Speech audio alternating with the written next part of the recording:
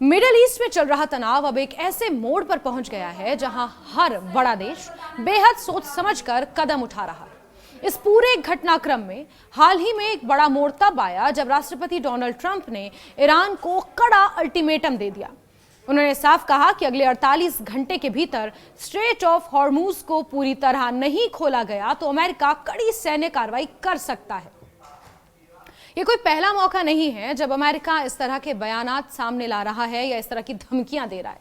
ये बयान लेकिन अपने आप में बहुत बड़ा था, 48 घंटे का अल्टीमेटम, क्योंकि स्ट्रेट ऑफ हॉर्मूज दुनिया के सबसे महत्वपूर्ण समुद्री मार्गों में से एक है। यहां से दुनिया का लगभग 20% तेल गुजरता है। अगर यह रास्ता वाकई बंद या बाधित होता है तो इसका असर पूरी दुनिया की अर्थव्यवस्था पर पड़ता है। पेट्रोल डीजल महंगे हो जाते हैं, महंगाई बढ़ जाती है, कई देशों की अर्थव्यवस्था दबाव में आ जाती है।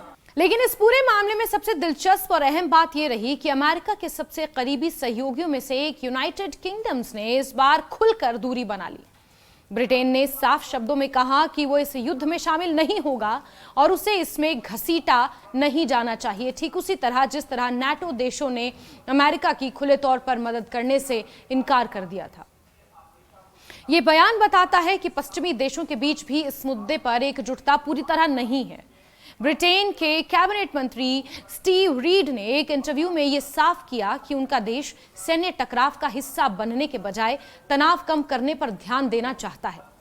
उन्होंने कहा कि ब्रिटेन का मुख्य उद्देश्य अपने नागरिकों की सुरक्षा और अपने आर्थिक हितों की रक्षा करना है, ठीक उसी तरह जैसे बाकी बड़े देशों की। साथ ही उन्होंने यह भी कहा कि वो चाहता है कि यह संघर्ष जल्द से जल्द खत्म हो। यह रुख इसलिए भी महत्वपूर्ण है क्योंकि आमतौर पर अमेरिका और ब्रिटेन कई अंतर्राष्ट्रीय मसलों में एक साथ खड़े नजर आते हैं, लेकिन इस बार ब्रिटेन ने यह दिखा दिया कि वो हर स्थिति में अमेरिका की लाइन पर चलने के लिए तैयार नहीं है, खासकर तब जब मामला सीधे युद्ध से जुड़ा हो। कोई भी मिलिट्री ऑपरेशंस में सीधे इन्वॉल्व नहीं होना चाहता। दरअसल युद्ध में शामिल होना सिर्फ सैन्य फैसला नहीं होता, बल्कि इसके पीछे कई आर्थिक, राजनीतिक, सामाजिक, रणनीतिक कारण भी होते हैं।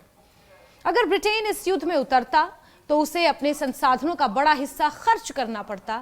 इसके अलावा उसके व्यापारिक हितों पर भी असर पड़ सकता था, खासकर ऐसे समय में जब वैश्विक अर्थव्यवस्था पहले से इस युद्ध की वजह से दबाव में है। अब अगर डोनाल्ड ट्रंप के रुख को हम देखें तो वो काफी आक्रामक नजर आता है। कभी कभी उन्होंने ना सिर्फ ईरान को धमकी दी बल्कि अपने सहयोगी देशों, खासकर नेटो पर भी नाराजगी जाहिर की। उन्होंने यहां तक कि कह दिया कि नेटो देश इस मुद्दे पर कागजी शेर साबित हो रहे हैं। ये बयान बताता है कि अमेरिका अपने सहयोगियों से ज्यादा सक्रिय समर्थन की उम्मीद कर रहा था, जो उसे इस बार नहीं मिल पा रहा है।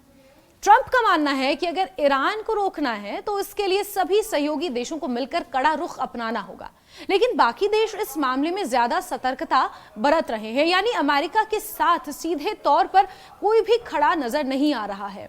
अमेरिका इजराइल की मदद जरूर कर रहा है, लेकिन इजराइल की तरफ से भी हाल ही में यह स्पष्ट किया गया कि हमने अमेरिका को उकसाया नहीं। राष्ट्रपति डोनाल्ड ट्रंप अपने निर्णय खुद लेते हैं, ये बेंजामिन नेतन्याहू की स्टेटमेंट है।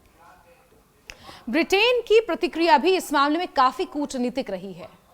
जब उनसे ट्रंप के कायर वाले बयान पर सवाल पूछा गया जो उन्होंने नाटो देशों के संदर्भ में कहा था, तो स्टीव रीड ने सीधा जवाब देने से बचते हुए कहा कि अमेरिकी राष्ट्रपति अपने शब्दों के लिए खुद जिम्मेदार हैं, ठीक उसी तरह जैसे कि इजरायली प्रधानमंत्री बेंजामिन नेतन्याहू ने स्पष्ट किया था कि राष्ट्रपति डोनाल्ड ट्रंप अपने एक्शंस के लिए खुद जिम्मेदार हैं। ये एक तरह से दिखाता है कि ब्रिटेन इस विवाद को और बढ़ाना नहीं चाहता। इस पूरे घटनाक्रम को समझने के लिए यह भी जरूरी है कि मिडिल ईस्ट में चल रहे संघर्ष की पृष्ठभूमि आखिर है क्या और ये किस ओर जा रही है। 28 फरवरी से शुरू हुआ तनाव धीरे धीरे अब बढ़ता जा रहा है और अब एक बड़े क्षेत्रीय संकट का रूप ले चुका है और अब नागरिकों के हताहत होने की खबरें भी सामने आ रही हैं। इससे पहले तक सिर्फ और सिर्फ सैन्य ठिकानों पर निशाना साधा जा रहा था, लेकिन अब तेल रिफाइनरीज, रिहायशी इलाके और आम नागरिक भी इसकी चपेट में आते नजर आ रहे हैं। इसमें कई देश सीधे या परोक्ष रूप से यानी कि इनडायरेक्टली जुड़े हुए हैं। हर देश अपने अपने हितों के अनुसार फैसले ले रहा है। ईरान के लिए हॉर्मूज स्ट्रेट एक रणनीतिक हथियार की तरह है। अगर वो इसे बंद करता है या वहां जहाजों की आवाजाही को बाधित करता है तो इससे पूरी दुनिया पर दबाव बनाया जा सकता है। यही वजह है कि अमेरिका इसे हर हाल में खुला रखना चाहता है। दूसरी तरफ अमेरिका के लिए यह सिर्फ एक क्षेत्रीय मुद्दा नहीं है, बल्कि उसकी वैश्विक ताकत और प्रभाव से भी जुड़ा हुआ है।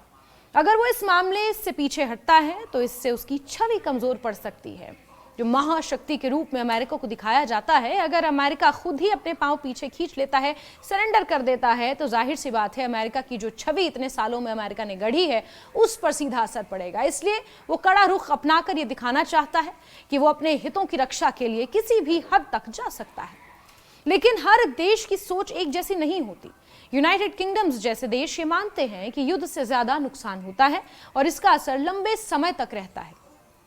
इसीलिए कूटनीति और बातचीत के जरिए समाधान निकालने पर मैक्सिमम जो कंट्रीज हैं वो जोर दे रही हैं। इस पूरे घटनाक्रम का असर आम लोगों पर भी पड़ सकता है। अगर ये तनाव बढ़ता है तो युद्ध की स्थिति बनती है तो सबसे पहले तेल की कीमतें बढ़ेंगी, इससे पेट्रोल डीजल महंगे होंगे, महंगाई बढ़ेगी। इसका असर खाने पीने की चीजों, ट्रांसपोर्ट, रोजमर्रा की जिंदगी पर भी पड़ेगा। इसके अलावा अगर बड़े देश आपस में टकराते हैं तो इसका असर वैश्विक व्यापार पर पड़ता है। समुद्री रास्तों पर खतरा बढ़ जाता है, जिससे सामान की आवाजाही प्रभावित होती है। इससे कई देशों की अर्थव्यवस्था को नुकसान हो सकता है। भारत जैसे देशों के लिए भी यह स्थिति बेहद जरूरी है। भारत अपनी ऊर्जा जरूरतों के लिए काफी हद तक आयात पर निर्भर है। अगर हॉर्मूज का रास्ता प्रभावित होता है तो भारत को तेल की सप्लाई में दिक्कत आ सकती है, कीमतें बढ़ सकती हैं। इसलिए भारत समेत कई देश इस पूरे मामले पर नजर बनाए हुए हैं और ये कोशिश कर रहे हैं कि हालात ज्यादा ना बिगड़े। कूटनीतिक स्तर पर बातचीत और शांति बनाए रखने की कोशिशें लगातार जारी हैं। अंत में ये कहा जा सकता है कि ये पूरा घटनाक्रम सिर्फ एक देश या दो देशों के बीच का विवाद नहीं है, बल्कि ये वैश्विक राजनीति, अर्थव्यवस्था, सुरक्षा से जुड़ा हुआ मसला है। अमेरिकी राष्ट्रपति डोनाल्ड ट्रंप का आक्रामक रुख और यूनाइटेड किंगडम का संतुलित जवाब ये दिखाता है कि दुनिया के बड़े देश इस मुद्दे को अलग अलग नजरिए से देख रहे हैं। आने वाले समय में ये देखना बेहद महत्वपूर्ण होगा कि ये तनाव किस दिशा में जाता है।